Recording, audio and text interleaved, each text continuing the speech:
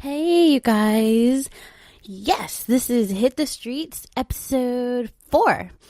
I recorded this in Grand Park in LA on my birthday weekend. It was at a great day party that happens every year.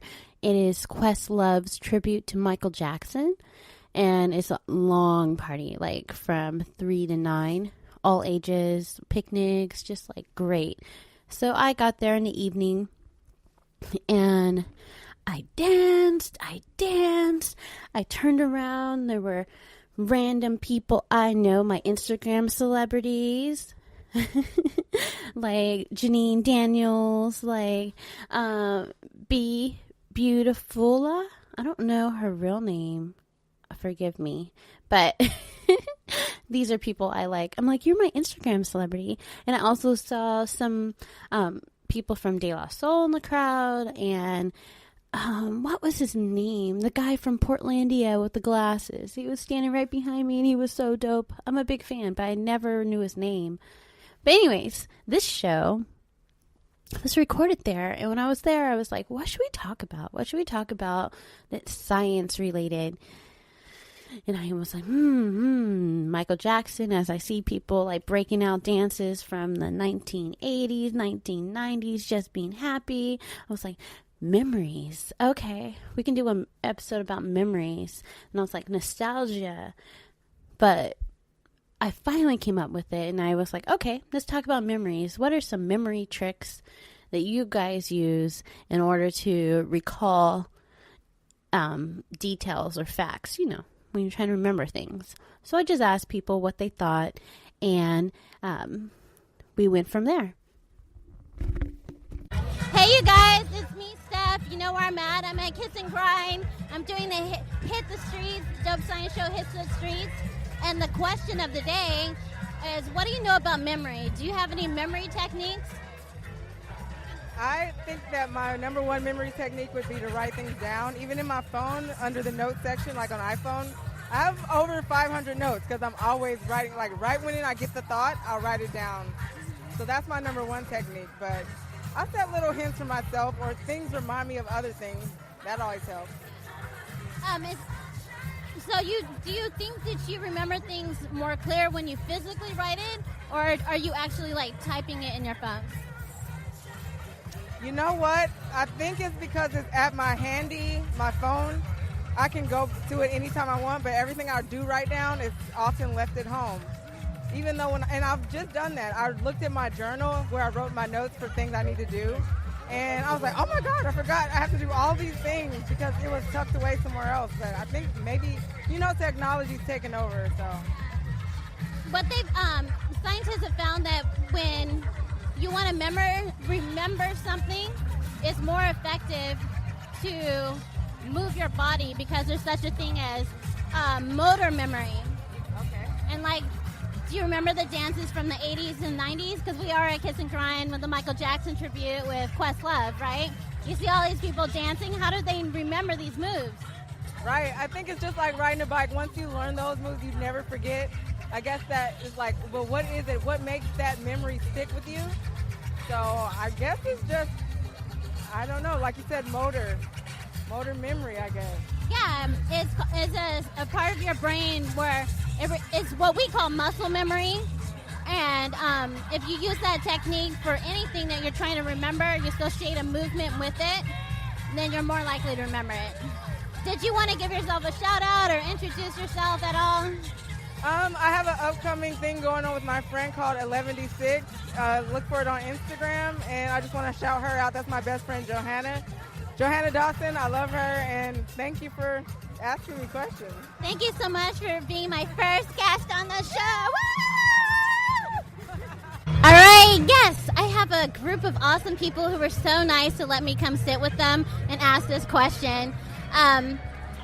The question is, so what do you do as a memory trigger? Like if you need to remember something for a test or whatnot, what are some tricks or tips that you do? So it's Nicholas Giller here, representing Howard University. HU, So memory techniques, my personal things are I like to write things down. That's a good start. Stay organized. Also, I can use, different sorts of techniques and tactics to make sure I can remember birthdays and things, put them into songs, things of that nature. What about you, Andrea?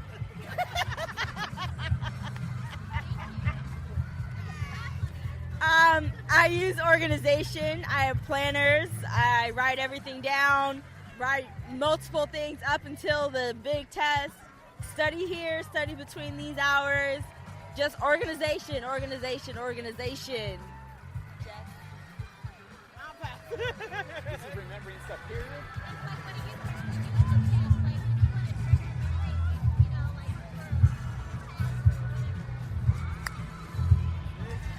What I usually try to do when I try to remember things is I try to create really good habits. Repetitiveness, is that a word? Yeah. If it ain't, just created it. This is Michael Martin.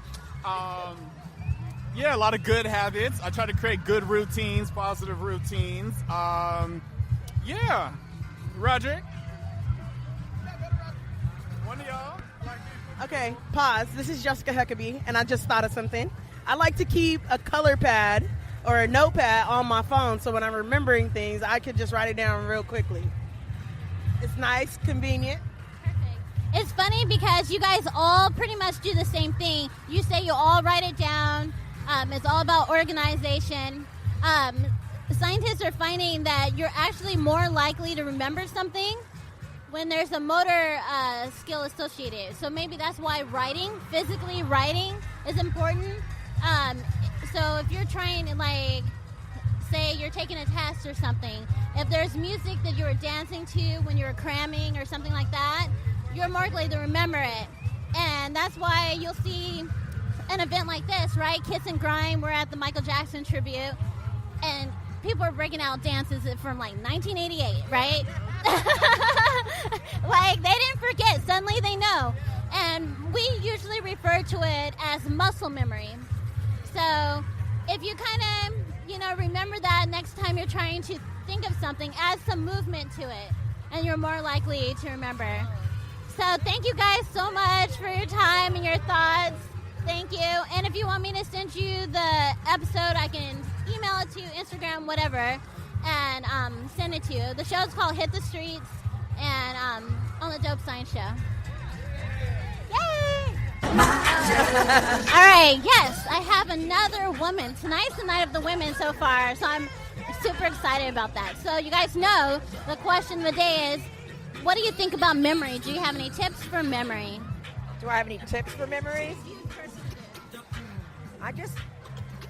You know what? I try to stop and look and listen and just pay attention and be in that moment so I can take a picture of it, whatever the experience is, whatever the feeling is, and I hold on to it. Yeah. What do you use as a trigger? If you want to remember something, do you have any techniques? I meditate a lot, so I have little tricks where I'll bring myself back to wherever it is, and I'll be get that feeling. And so I kind of have a memory box in my head of those like my wedding or just being in a place like this where you just feel your memories from your childhood. Yeah. That's awesome. So, you kind of use nostalgia. This brings nostalgia, absolutely. All of it. And I'm I'm of the older Michael Jackson version. So it's nice to hear the whole transition and the old, Janet. It's awesome. Yeah. That's interesting that you say you have your triggers and you use almost mental visualization in order to remember things. And a lot of scientists are starting to look into muscle memory because they found that when people have done something associated with movement, they remember that thing much more clearly. So does that... it's funny because my very favorite thing to do in the world is dance because I think that's what brings it to me. I had knee surgery and I was chair dancing. And I think that's true. I think that's the purest feeling. It's a feeling tone, not necessarily one specific. It's a bunch of memories rushing. And you're right, it comes to, yeah. Yay, what connection. Awesome, yeah. Well, thank you, Wendy. I so appreciate it. Absolutely. It was nice to be here with you. And it's Whitney Houston. Awesome. Thank you. Have fun. Man, everyone's so awesome to answer all those questions in the middle of the party. It was kind of hard. I was like, maybe concerts are a hard place to do interviews. But anyways, the article that inspired this conversation is called Better Learning Through Handwriting, and it was published by the University of Stavanger, and I found this article on Science Daily in January 24th, 2011, so it's a little bit old. There are quite a few articles that talk about the advantages of motor memory and how it affects our ability to recall and how it affects our working memory. Working memory is basically the memory that you have when you're trying to recall concepts, names, and is very critical for critical thinking. So I'm just going to read a little bit about this article, and then we will call it a day because we've got things to remember. Okay, so what they did is they wanted to have an experiment. So the experiment was carried out by their research team. They established that different parts of the brain are activated when we read letters we have learned by handwriting. From those activated when we recognize letters we have learned through typing on a keyboard. When writing by hand, the movements involved leave a motor memory in the sensory motor part of the brain, which helps us recognize letters. This implies a connection between reading and writing and suggests that the sensory motor system plays a role in the process of visual recognition during reading. So basically they're saying you're more likely to recall and understand these visual letters, like when you're reading a book or anything like that, if you've actually taken notes with your hands or have written the book yourself with your hands, like handwriting. As you guys heard, most of these like people who are like, what do I do for memory? They all talk about writing it down. Other experiments suggest that the brain's Broca's area is discernibly more activated when we read a verb, which is linked to a physical activity. Compared with being read an abstract verb or a verb not associated with an action.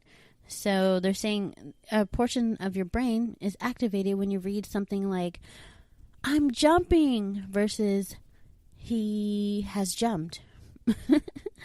This happens when you observe someone doing something, some action. You don't have to do anything yourself. Just hearing about or watching some activity is enough to activate that portion of your brain. Since writing by hand takes longer than typing on a keyboard, the temporal aspect, the touching part, may also influence the learning process, they found. This is part of what they called haptic studies. The term haptic refers to the process of touching and the way in which we communicate by touch, particularly by using our fingers and hands to explore our surroundings. Haptics include both our perceptions when we relate passively to our surroundings and when we move and act. So, very interesting. I would like to expand on this more, but I think that's enough for today. What do you guys do for recall? What do you do when you are studying for an exam? Or what do you do when you've got to remember that important appointment? That's such a thing. What I do is I set alarms when I need to remember something. I have triggers or clues when I want to know someone's name. When I'll hear like John, and I'm like, John with those crazy eyebrows or whatever, some sort of additional characteristic that I associate with his name. When I'm cramming, I usually the movement thing is good. It's really good to like move around when you're looking at flashcards, maybe go on a walk, step side to side, something like that. It helps. And I also tend to sing things or make up little rhymes. That helps me a lot. Well, I hope y'all enjoy your week, and I will talk to y'all soon. Thank you guys so much for listening. You guys are the bombest of the bomb. Remember that word? Bomb. Maybe I'm so old. I need some new words. You guys are the littest of the lit. Is that it? All right. Peace.